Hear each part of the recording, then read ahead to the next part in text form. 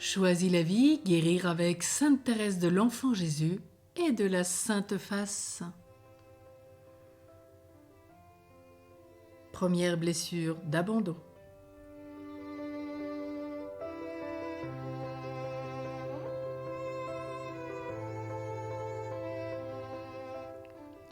Comme nous l'avons déjà brièvement évoqué, on trouve à l'origine de la vie de Thérèse des événements particulièrement agressants sur lesquels il importe d'insister.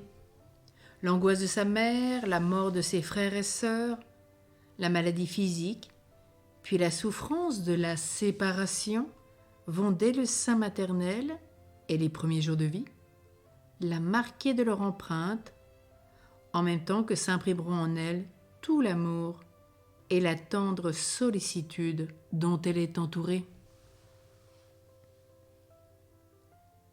Elle est la 9e et dernière enfant de la famille. Thérèse fut vraiment désirée et aimée, nous rappellent les manuscrits la concernant. Elle reconnut que plus tard, la dimension providentielle avait régi sa naissance. Sa gaieté, son amour de la vie, sa force d'âme qu'elle manifesta très tôt. Son optimisme ne la quittait jamais, puisèrent leurs racines dans l'amour délicat qui présida à sa conception. Thérèse était fragile. Cependant, on trouve en effet au début de sa vie des événements donc douloureux qui s'imprimèrent de façon définitive. Et pour bien les comprendre, nous allons peut-être un peu voir ce contexte familial en souffrance et vivant de la morbidité. 4 enfants meurent en bas âge avant la naissance de Thérèse le 2 janvier 1873. Tout d'abord, un petit Joseph en mars 1867, à l'âge de 6 mois. Un petit Jean-Baptiste en août 1868, à l'âge de 8 mois. Une petite Thérèse 3 ans plus tard, en août 1870, à l'âge de 2 mois.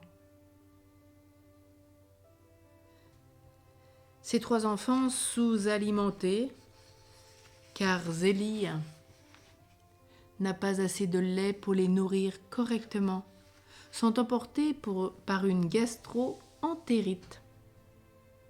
La famille Martin est surtout éprouvée par le deuil d'une petite Hélène âgée de 5 ans et demi, le 22 février 1870. En moins de 5 années, 4 enfants partent donc pour le ciel, avant que naisse notre petite Thérèse. Tous ces événements douloureux créent un contexte familial de souffrance et de morbidité. Tous ces événements douloureux nous rappellent aussi, écrit Zélie Martin, « J'ai bien regretté mes petits garçons et j'ai bien plus de chagrin encore de la perte de ma petite Hélène. » Alors aujourd'hui, nous pouvons relire notre contexte familial de souffrance et peut-être de morbidité, qu'avec l'aide de Thérèse, nous puissions guérir de tout ce qui nous a été profondément imprimé dans notre cœur, dans notre esprit, dans notre famille, et découvrir avec elle toujours ce chemin de la voie de confiance et d'amour, voie d'humilité et d'amour.